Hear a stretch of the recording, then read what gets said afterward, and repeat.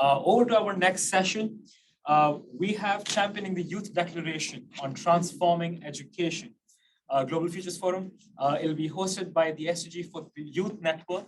And we have with us Ilan and Verga. Are you here?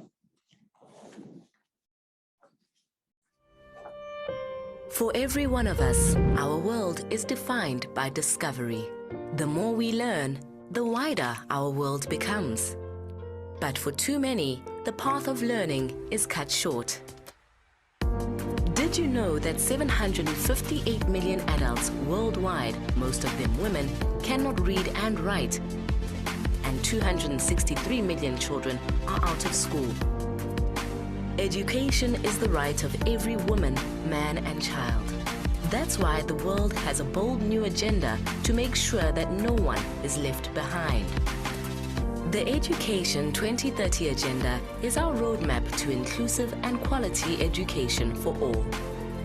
UNESCO, the UN specialized agency for education, is leading the global and regional coordination of this ambitious goal, responding to cutting-edge global challenges, supporting countries to build better education systems, and monitoring progress to make sure the world stays on course. Through the power of education, lives are empowered, communities are transformed, our world changed for the better. The future of quality education for all starts today.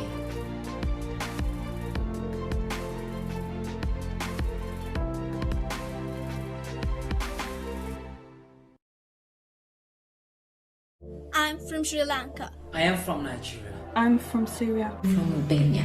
Mexico. Uganda. United Kingdom. Education is our fundamental right. Education is my right. A educação é direito fundamental para todos.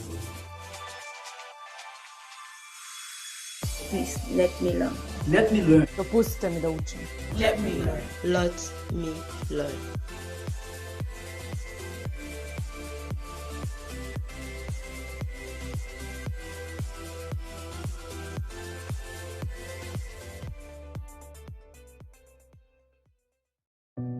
Education is going through a very specific and difficult crisis. It's a crisis of access. Millions of children are out of school, but it's also a crisis in terms of learning. Many of those who are in schools are not even learning the basics, and it's a crisis of relevance. Are they learning what they need to learn for the kind of changing world, changing economy we live in? That's the reason for the summit. If we don't transform education at this time, the risk is that we would repeat what already happened in the 80s, that we cut educational budgets, that we keep millions out of school, that those who are in school do not learn what they need to learn to face the challenges of this world. So they would lose in terms of the kind of works they can do, but they will also lose in terms of the kind of citizens they can be in this global world. They wouldn't be prepared to live together in this complex world, to avoid conflict, or to confront, for example, the climate crisis we're living through. We demand this education because we like to say that education is a human right, but let's remember, no human right has been graciously granted. All human rights had to be fought for. Education will be the same. Those who are being excluded from education will have to fight for their right so that political leaders will really listen and take action.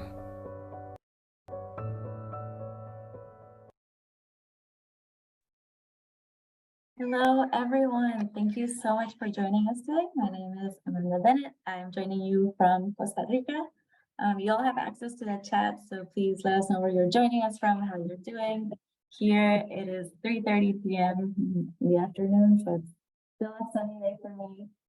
Thank you all for joining us from your different parts of the world. We are going to show you one more video, so to set the tone to this event, which is about the Transforming Education Summit Youth Declaration. And we're also going to be sharing the Youth Declaration in the chat. So please take a look at it while you can and identify any keywords that resonate with you most, because we have an activity planned around this for today.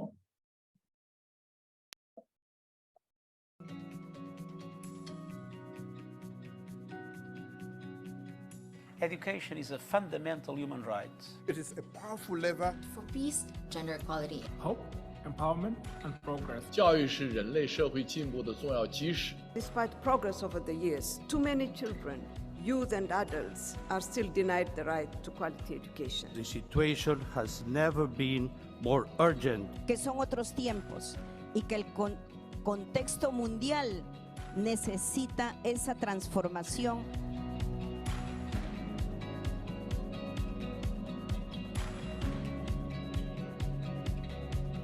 If we're really serious about transforming education, We have to hear the voices of the ones most affected. Diversity and inclusion is more important than anything else. It is imperative that we do this with a forward-looking view, equipping the next generation with the knowledge and skill sets For work and life. For sustainable development. To prepare for the climate crisis. To provide for lifelong learning opportunities. If we really want to achieve the SDGs by 2030, we need to equip and empower teachers To innovate, design, and create lessons. We need to make teaching a first choice of profession. We need to deploy the power and potential of technology, and we need to understand that these technologies should not be privileges. We don't have just to transform education, we have to transform the financing of education. We have a shared duty to invest more, to invest better. Ce que nous sommes en train de construire, c'est un nouveau pacte entre nos générations. And so I'd like to encourage every young person to help us grow a movement for education transformation. And to reshape through education the rest of society. The future is in our hands. We are the generation to make all of this change.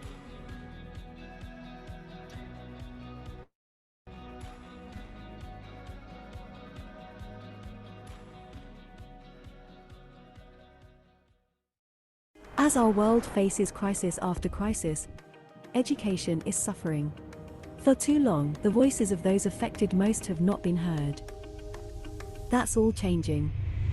As young people, we need to see this vision, believe in it, dream big, and actually work towards achieving this reality.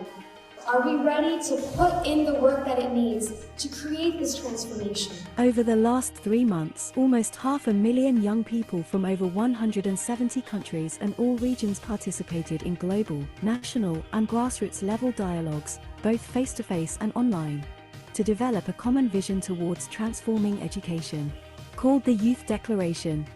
It's based on the 2030 Agenda for Sustainable Development and emphasizes that education is a fundamental human right, a global public good, and a public responsibility. Through this declaration, young people everywhere are driving change, pioneering innovation, and mobilizing peers and decision makers to act. The advisory committee had an incredibly strong voice from the youth student movement. And we have seen more young voices come into those rooms. And so our commitment to you is to get many more into the rooms as we can.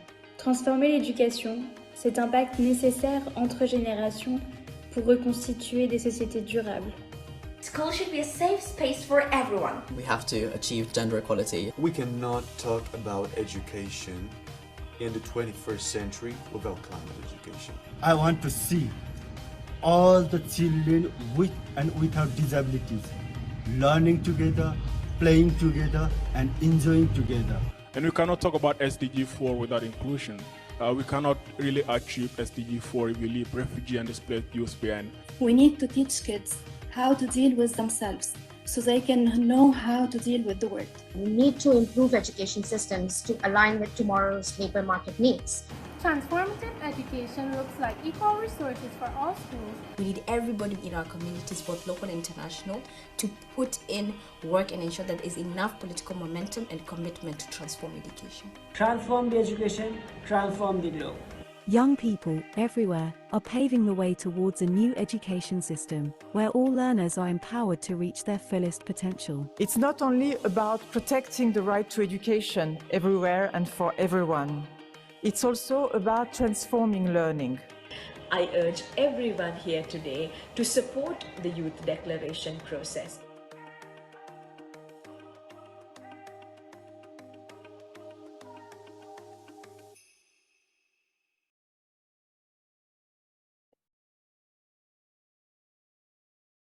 Now Welcome, everyone. Thank you so much for joining us again. We're getting started now.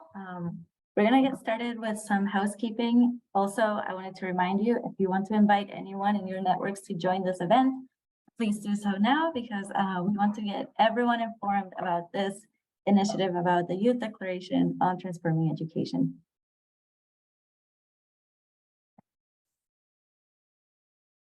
Okay, so some housekeeping. Please note that this meeting is being recorded. If you're not a speaker, please keep your microphone switched off and your camera. When you take the floor, you can turn both of them on. We want to make this a participatory meeting. Please be respectful of others, especially those who are speaking. Aggressive and disrespectful behavior will not be tolerated. Hopefully we know that won't happen today. If you're under 18, please do not turn on the camera. Just type in your first name on Zoom. And if you have any questions, please feel free to type them in the chat and our team will answer you as soon as possible. Okay, so welcome to this event. This is a side event for the Global Futures Forum, which is a civil society-led event. Today, we're going to give you our welcome. We're going to give you a background on the Youth Declaration, an overview on some of the articles from this declaration. We'll have an open discussion, as I mentioned, and we'll share some next steps on the Youth Declaration before closing today's event.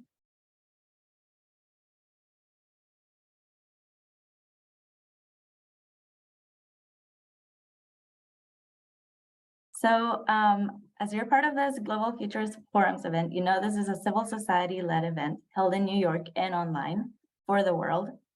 The purpose of this event is to ensure that diverse civil society participation perspectives are engaged in the participatory process of the 2023 Summit of the Future Ministerial Forum, which will happen this September at the UN Summit for the Future, which will happen next September 2024.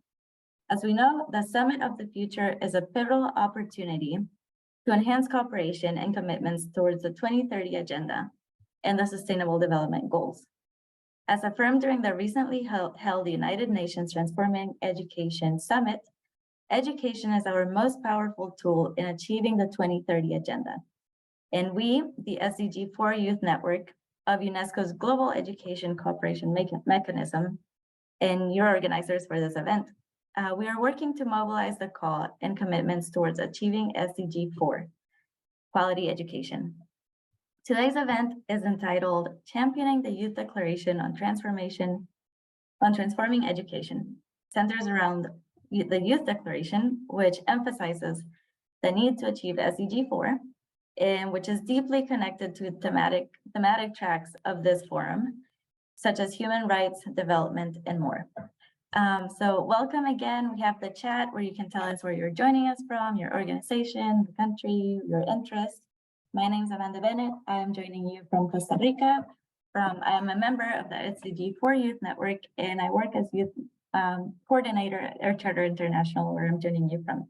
Today, I am joined by many of my colleagues, some of whom you will recognize from the videos we've seen before.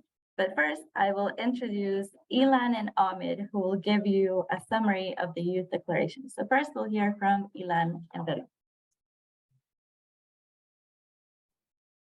Thank you, Amanda. So good morning, good afternoon, good evening to everyone joining us.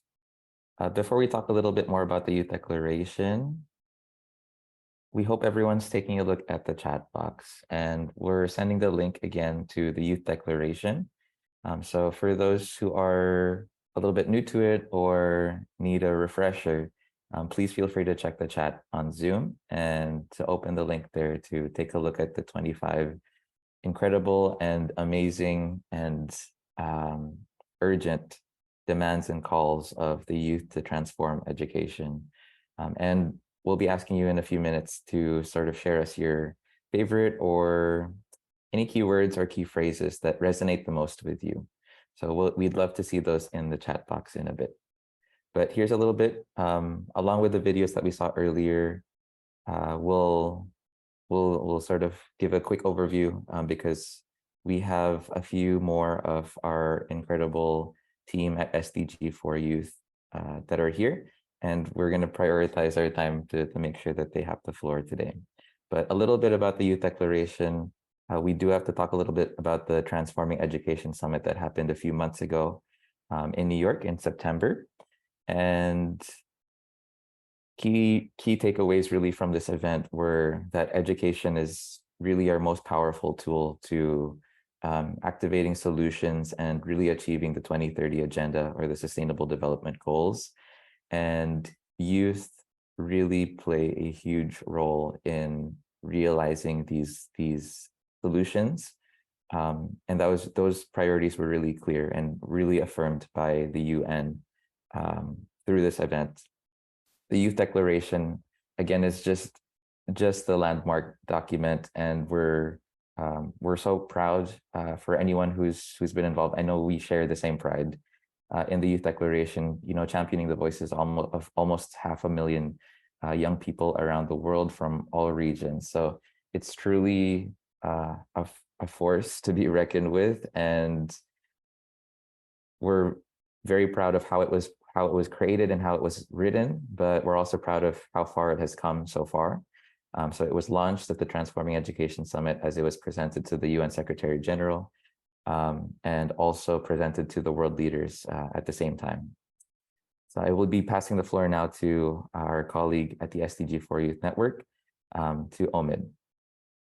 Oh, before we do, let's talk about those keywords. So if anyone wants to share any keywords on the chat box, please do. So take a look at that Youth Declaration, and you'll see that it's really holistic. It covers so many bases for meaningfully and systemically transforming education.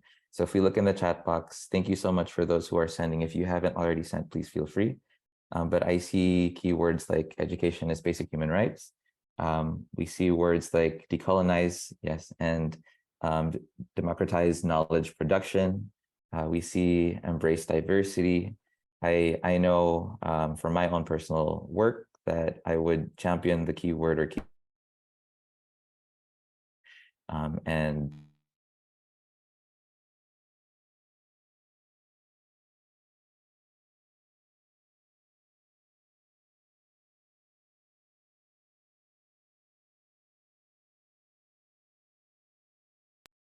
I can't hear Ilan. Okay, Ilan, we lost you for a second. Thank you so much, Amanda. Yes, no worries. And just to quickly summarize, we can easily see in our chat box and in the Youth Declaration that the coverage is really rich and diverse in this Youth Declaration, and it shows us exactly what we need to take care of and what we have to take action on when it comes to transforming education. So over to you, Omid. Thank you, Ilan. Thank you, Amanda. I'm very grateful to be here. And this is Omid. I'm from Florence, Italy. And I'm also a SDG4 Youth member. Please, you can go next slide. So I'm here just to summarize a few concepts at this point of the call. And I want to remind that in this case, we were talking about education as a multi-stakeholder problem with a myriad of elements that we take care of, from human rights to climate change, from technology access to teachers training, school infrastructures, energy. And that's how everything summarized to the 25 demands in the Youth Declaration. And that's fantastic to have you all here because each and every one of us have different perspective for each demand. And I want to summarize the whole macro concepts in three ways. The first thing is that we have a huge sense of urgency. Young people collective sense of urgency is to address the global education crisis is amplified through COVID-19 and climate change, for example, conflicts. And second of all, I would say young people right now call for meaningful engagement rather than being just beneficiaries. And third, the youth recognize that this is an intersectionality of problematics and topics and expertise. So we need each and every one of us to cooperate on other sides, on different sides of the articles. And that's how we reach the 5 commitments by youth, which is the next slide, please. And that's, of course, we have different demands, but at the same time, we also have to have our own commitments. And these are the 5 that summarizes a lot of thoughts and process that we have been going through the consultations. First one is the promotion of intergenerational, intercultural, and interreligious dialogue and cooperation in education systems. That's what I was also mentioning, and the fact that we need a lot of different perspectives, and the continuation both in standing in solidarity with every person worldwide, but also in advocating for transforming education, so bringing it forward and individually or collectively. And also a continuation to hold decision makers accountable.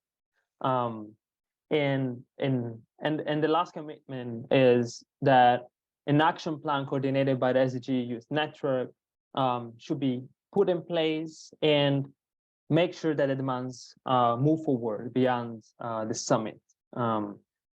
So these are the main key areas, and I would love to give the floor back to Amanda for the next part of the call. Thank you so much, Amit. Thank you so much, Ilan.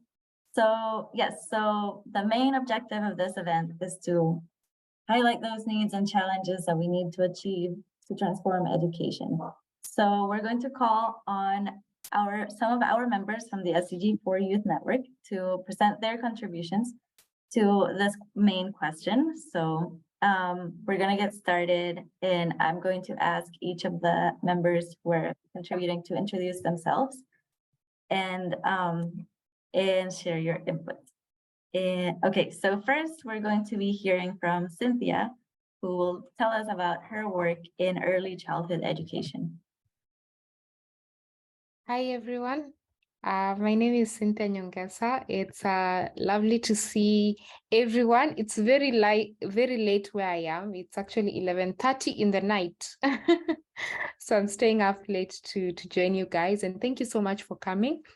As I mentioned, my name is Cynthia Nyongesa. I am a Mandela Rhodes Scholar.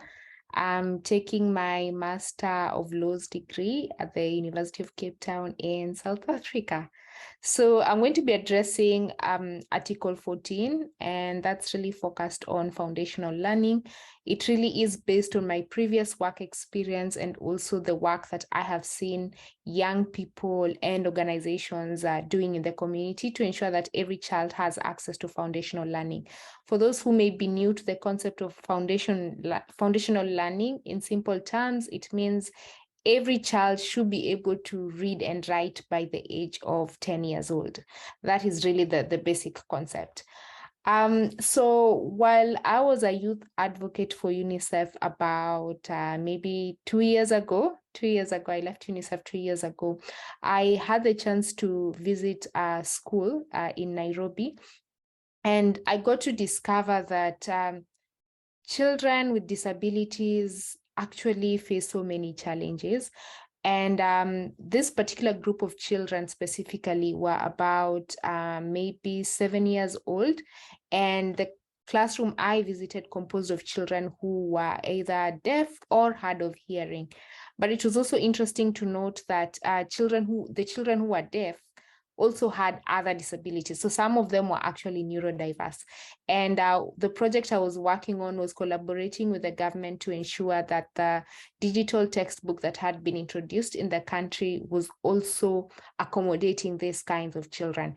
So I got to go to the school, and we had to test the digital textbooks to the children. So the digital textbooks were actually translating the written text into sign language.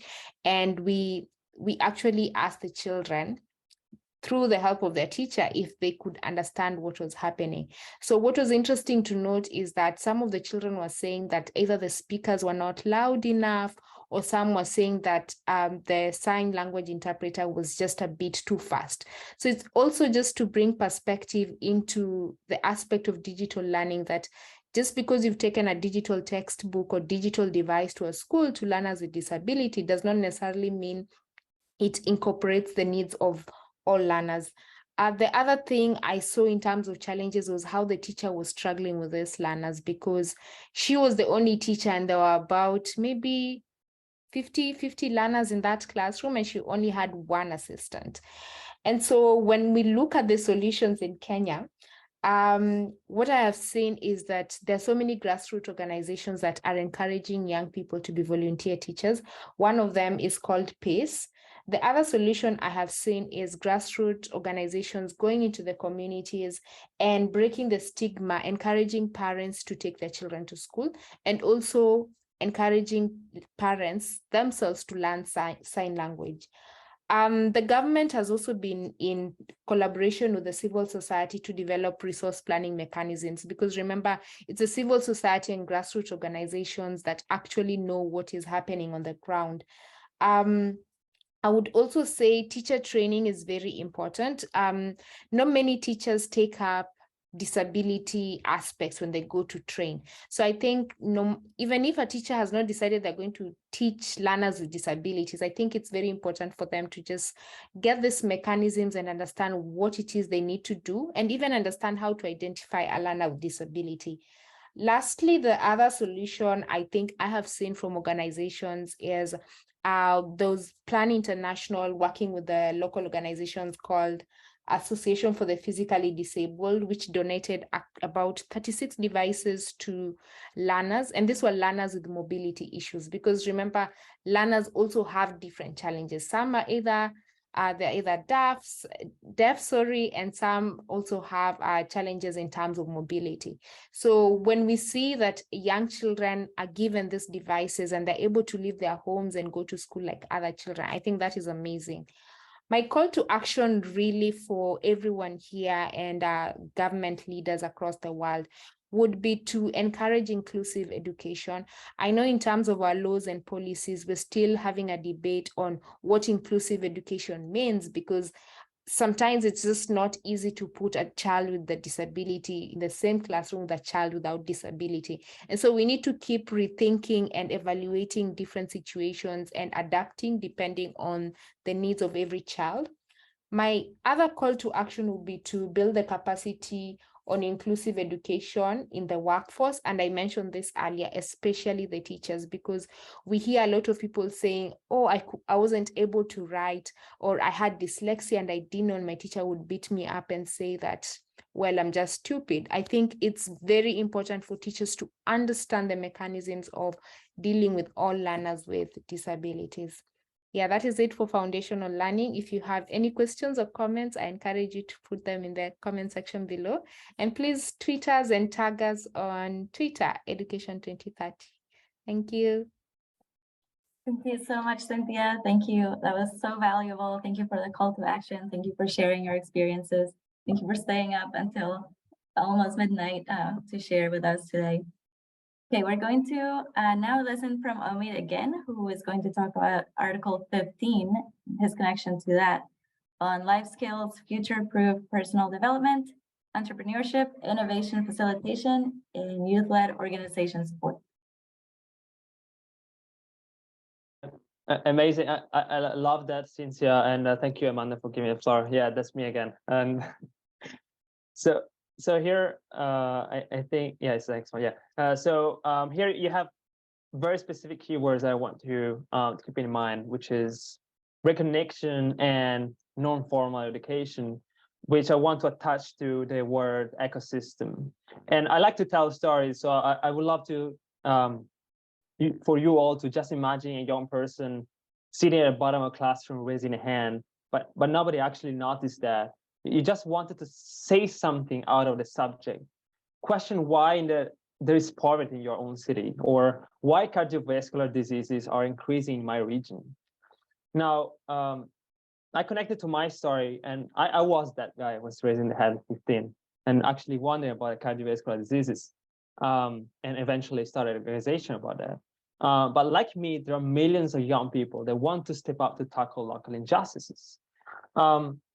And the major challenges for non-formal organizations that are youth-led are related to the lack of trust given to youth-led organizations, first of all, because a lot of people connect the youth concept to an untrustworthy, let's say, organization or person, because it's out of the scope of the traditional ecosystem that, okay, you have to study, especially, but also the enormous size of academic curriculums. And more importantly, there's a lack of coordination or sustainability between the youth organizations, at least where I am coming from, so rural areas of Italy. And this brings a huge lack of a well-rounded 360 education, an empowering education, a global citizenship culture, because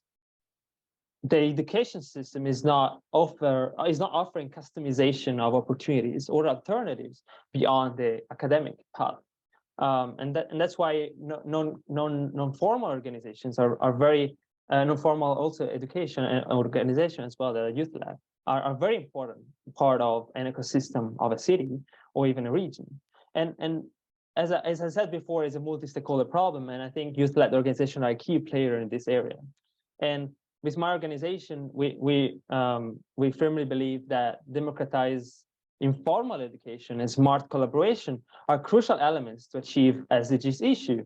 But we work in a different concept as well, that leading social change, I mean, thinking about solving a social change problem in your own community, it doesn't mean actually creating a project and solving that, but it means firstly leading a personal change that creates international, global citizens and fully aware human beings. And that's, I think, a huge goal for education as well for the future.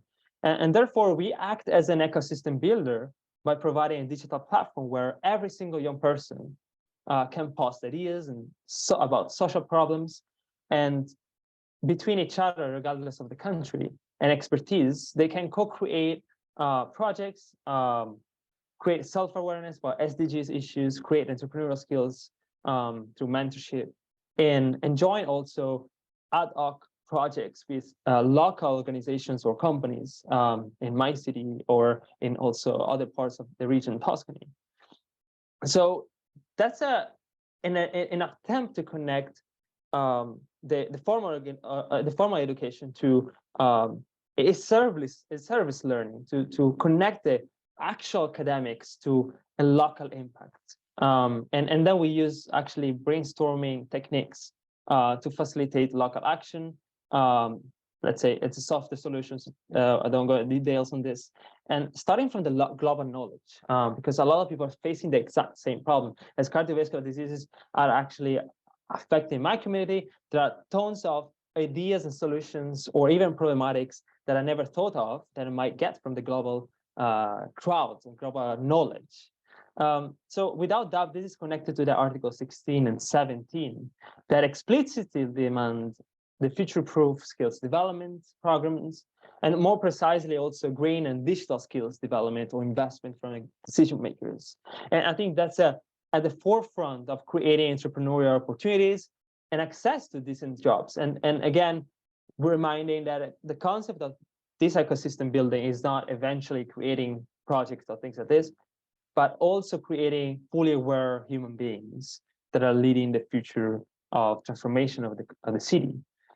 So an open question for you, it's how can we, as young people of the world, become an ecosystem builder in our cities, leveraging on our collective power, needs, and ability to create opportunities? So how can we become the facilitator, the bridge between the players? How can we be the person in the middle that tries to connect academics to the real world scenarios? And I will give the floor again to Amanda, and thank you. If you have questions, type in the chat and we'll answer straight away. Thank you, Amin. Great question and great example. Thank you so much. I really like the story that you shared at the beginning, young Ahmed. Okay, so we're going to hear from Veronica now okay, so Veronica is going to share about Article 11 on safe learning environments. Thank you, Amanda. I think I'm gonna have my video off because of internet connections. And good morning here from Timor-Leste. It's actually 6:30 here. So again, my name is Veronica. I'm from Timor-Leste. I am gonna touch a little bit on the safe learning environment here on Article 11.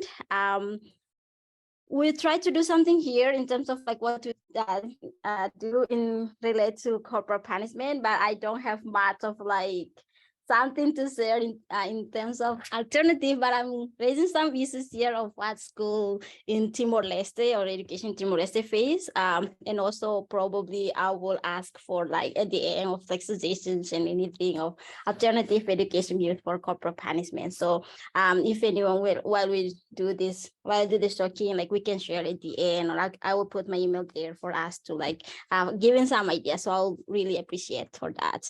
So like in Timor-Leste, we still use the corporal punishment at school when it is still ongoing, like high school, even in the high school level. Teachers still use like stick or wire or hose or anything that they can like on their hands to hit students when they go to school, like when the student go to school late or when they dress their own uniform for the day, or they don't like simple not doing their homework or making noisy in the classrooms, like or any other like unacceptable behaviors. This is challenge for like for the safe learning environment at school. As we link back into the Article 11, we urge the decision maker build a safe learning environment for all, like to avoid like bullying, harassment, and physical, sexual, other psychological like behavior that might happen to students in the classroom. But this is the issues is there that even the Minister of Education in Timor-Leste tried to ban or reduce the use of corporal punishment, as they wrote also in the National Education Strategic Plan 2011-2030. However, there's still like a long process to go based on like we see, especially for like public schools. Teachers still don't know what alternative out there. The lack of teaching training for classroom management and other needs. There is like no room for students to like express what they face or the feeling at schools or in life in general, or I mean to say like room for counseling, which make it harder for both sides, like teachers and the students, to understand each other and lead this like piling up issues at schools environments. So these unsafe learning environments like build hate, negative preconceptions, and trauma towards certain teachers from students. Like I did research on that, and that is what happened. Also, my research found that during that, I did the in-depth interview with like Timorese high school graduates.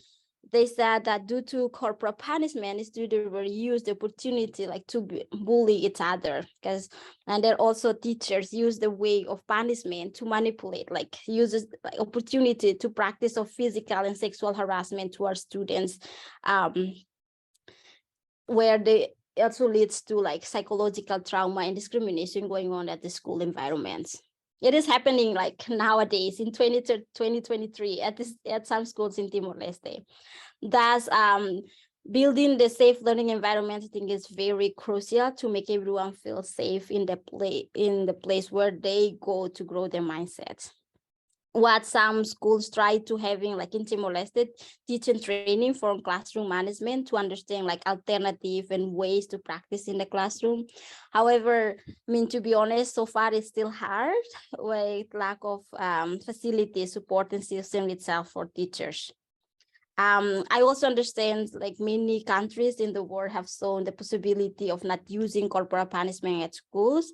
That's why I said today, like for you, my fellows educational expert here, I use you to share your ideas and alternative options here, like with me or with us here, who still in some countries, they still use a corporal punishment. So what best alternative that we can use to help teachers better manage in the classroom, especially behavioral management.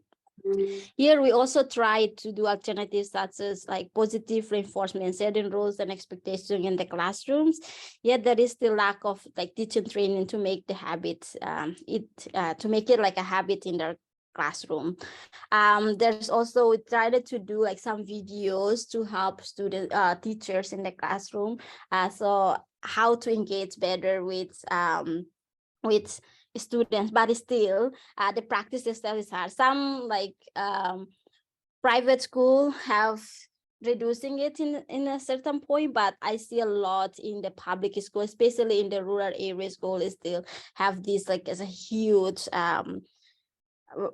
way of classroom behavioral management at school. So, so link back to the Article 11 disease like issues. I'm sure there are also in some area where still having this issue. So I think I'm just talking in general, just a little bit sharing like what we're trying to do here, but what's still lacking and challenges we still faces. And I'm linking to the Article 11. So that's it, what I'm talking about, sharing with experience with the Article 11. So I urge you to share your ideas. I'm gonna put my email here for anything that you think might be as an alternative. Please share it with us. So it can help each other in a way of better, building better educational safe environment for students at schools. Thank you. Thank you, Veronica. Thank you for sharing this very specific sample and your contact information so that we can get in touch with you and collaborate and and help teachers, have decision makers involved, helping teachers, helping students create the safe environment in schools all around the world. Okay, and we have one more SDG 4 Youth Network member joining us to share an example, a specific example, and this is Taranjit, who will talk about Article 1 on youth spaces in decision making.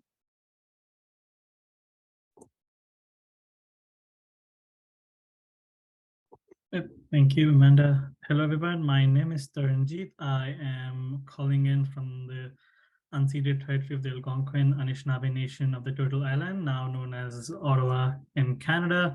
My pronouns are he and him, and I'll keep it very brief in the interest of time. And we would love to have your reactions through the reaction button or in the chat of how many of you resonate with this article. For me, it's really close to my heart because I really believe we are leaders of today and tomorrow. So we really need spaces on decision-making tables. And one of the stories that sort of started my youth movement for asking for more decision-making seats is early 2020, I was able to have like a speed chat with Barack Obama for 90 seconds. And he did sort of emphasized on how important is representation, but also how important is having decision-making power on those decision-making tables where our governments and decision makers really make policies that impact us. So it's really sort of important for me. And one of the examples I could share that's personally impacted me and really sort of how youth engagement and youth advocacy could change it is a bill that is in a province in Canada, in Quebec, where you have to choose between who you are, how you look, and what kind of work you can do. So if you are belonging to an underrepresented group who is a visible minority, you cannot work in positions of power like police services, judges, and teachers, which really sort of impacted me mentally as well on how young people will be impacted and be forced to choose between who they are and what they want to work in. So really sort of how we have to make sure we are claiming those decision-making spaces at those tables. And I would love to hear in the chat of how many of you are part of any youth councils for your elected members, and how, if you're connected with your Minister of Youth, that's a really great way to sort of start that advocacy piece. And we should never leave a decision-making seat for youth empty, so we could create more impact and capacity building in future. So that's going to be it for me. Thank you, Amanda. Thank you so much, Taranjit. Okay, thank you everyone from the SDG 4 Youth Network who shared about some challenges, gave us your examples, and connected these to the articles of the Youth Declaration. We hope that with time, we hope that this meeting, this event, sparked your interest in the Youth Declaration if you hadn't seen it yet. And that you'll be able to connect your own work to the articles here and take a look at those links, connect with other young people around the world, find those spaces for youth voices, and help us achieve the goals that we have collectively outlined as youth. So as you see here on the screen, unpacking the Declaration's articles start with you. So we want to hear from you. So what solutions or support can you suggest to strengthen the global implementation of the Declaration? So we're sharing a link to a Google form because we want to stay in touch with you as the SDG 4 Youth Network. And if you Also, if you want to share the Youth Declaration with your networks and ask them, share a bit about what we shared today, you can be a multiplier after today's meeting and get more youth voices involved, because we're here to read your comments, we're here to connect with you. And really our goal is to inspire ideas and to strengthen the support in achieving the calls of the Youth Declaration to transform education, because together we can build more opportunities of action towards SDG 4. Please, please check out the chat so you can find the link to the form and share your thoughts after this meeting, after you've had some time to reflect. Okay, I want to see if any other SDG 4 Youth member would like to share any final thoughts or examples. Yeah, thank you for these thoughts. The chat has also been extremely lively with a lot of questions, a lot of comments. So if there's any one of them that any member of the team or Amanda, you yourself would like to pick up on and maybe give an answer for or address, feel free to. You have a good 14 minutes if you want. And thank you for keeping the chat extremely lively. I would like to thank all the participants as well. And thank you for sharing the link that you have. But yeah, over to you. If there's any one particular question that anyone wants to answer or any comment that anyone wants to dive into, please feel free to.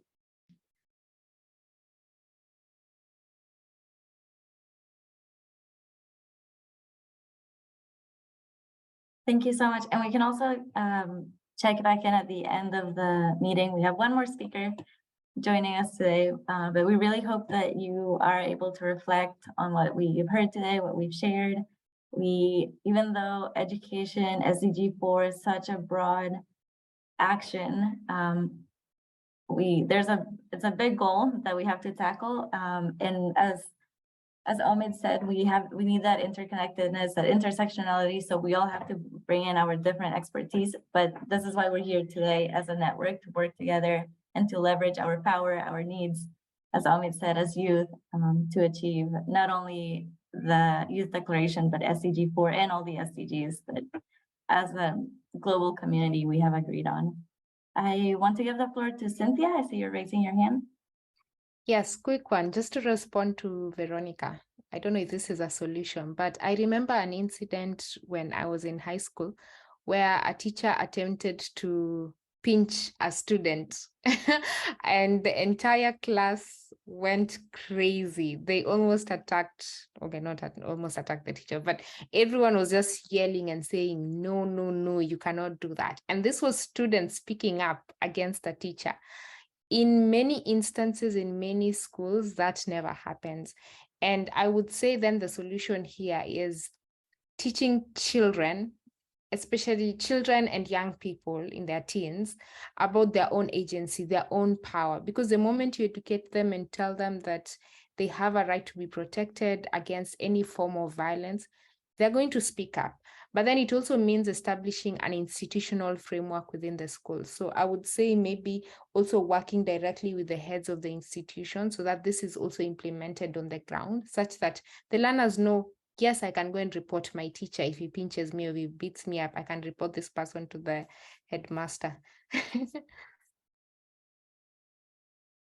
Thank you so much, Cynthia. Thank you for sharing that example. And yeah, that applies to everything, to children who feel that they're not receiving adequate climate education, to children who want more education about anything, about inclusivity, about diversity. We need to hear what young people are saying and work together from the classroom all the way up to every level. Thank you, Cynthia. Okay, I now want to introduce our other SDG 4 Youth Network member friend, Kenisha, who will tell us more about the next steps of the Transforming Education Summit Youth Declaration and how we can all get involved.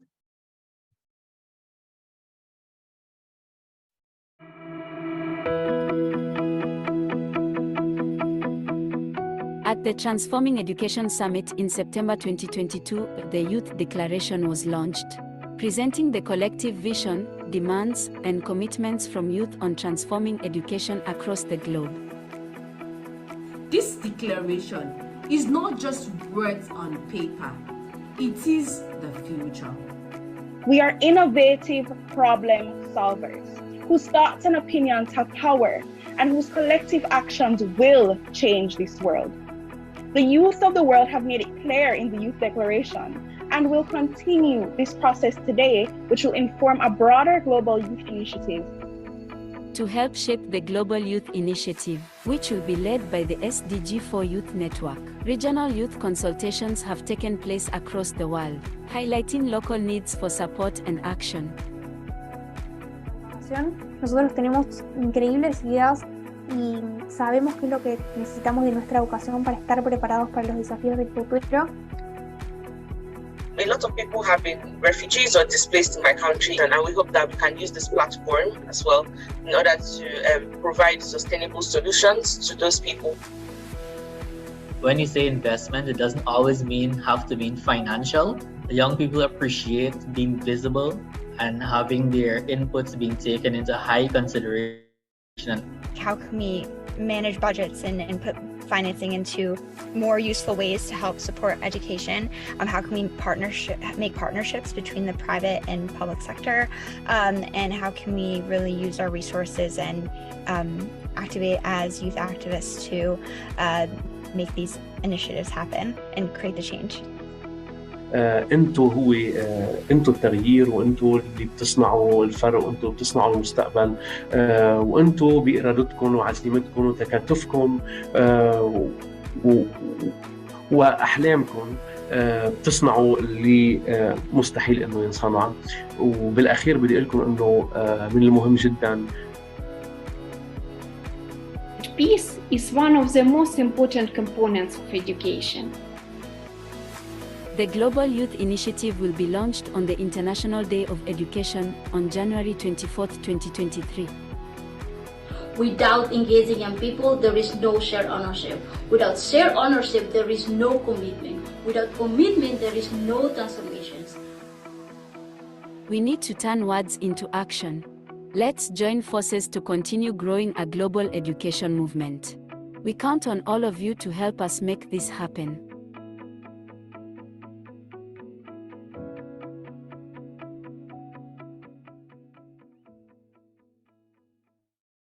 Amazing. Thank you so much, Amanda, for the warm welcome. I hope that video energized everyone just as much as it energized me. It's been so inspiring to hear from my friends from the SDG4 Youth Network about how they are turning words into actions.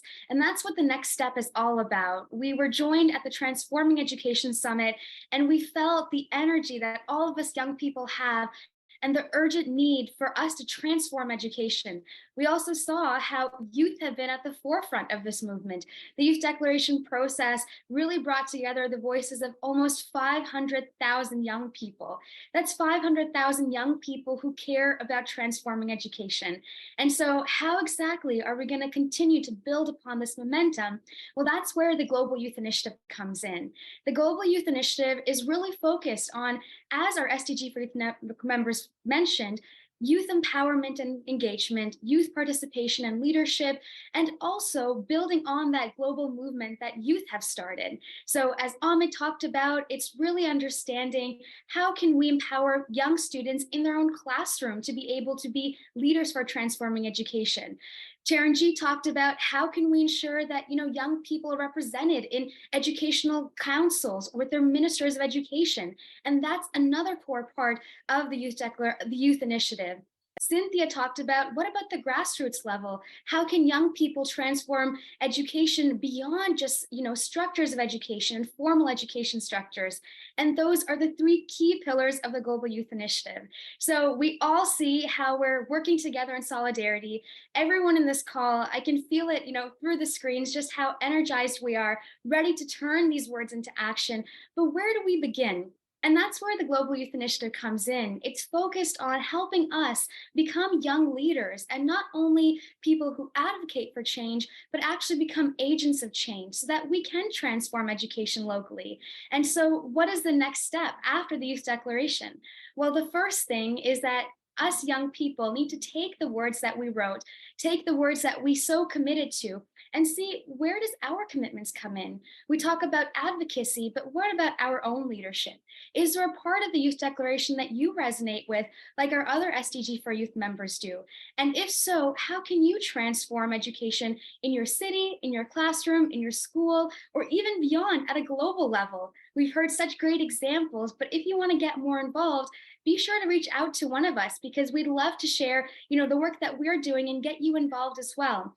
But this has been an incredibly empowering event to hear exactly examples and inspiring examples of what we can do to transform education locally. And I hope that you all take this away and start to think about what your role is in transforming education, whether that's advocacy, whether that's participating in these Ministers of Education councils, advocating to your school teachers, your boards, or even starting your own nonprofit organization to transform education and provide access to young girls or students with disabilities from accessing education. But now is the time that we all come together. And so I encourage you all to start conversations with members of our network, with me and my nonprofit organization, if you want to get involved, and learn about how you can start partnerships, because the key of the Youth Declaration was solidarity. And now is the true time for us to test just how much we stand together in solidarity. Thank you so much, Kanisha. Thank you, everyone. Thank you, Ilan and Omid, for introducing the Youth Declaration. Thank you, Veronica and Taranjeet and Cynthia, everyone, for sharing your examples of how they relate to the different articles of the Youth Declaration. There are many, many articles. And please remember to fill out the form, because we want to hear your examples now through this form, and in future events, if you want to plan something with us.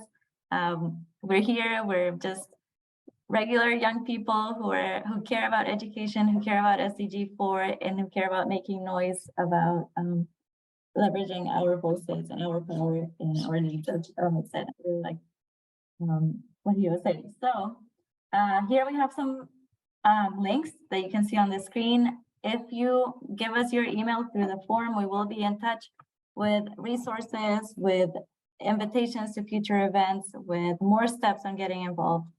And thank you. Please remember that you can all be multipliers, and you can share what we talked about today and with your networks as well. As I'm seeing here another quote, another great quote from Omid: "Young people have the power to change the world." Thank you for joining us. If anyone else from the network wants to share some closing words, please feel free to open your microphone. Thank you all. Thank you, Amanda, and thank you to all the speakers. This was a wonderful presentation with all the comprehensive requirements of video. You were all very engaged, and I would also like to thank all the participants who have been here throughout the day and who have joined us. Thank you for being at the side event for the Global Futures Forum. Thank you so much.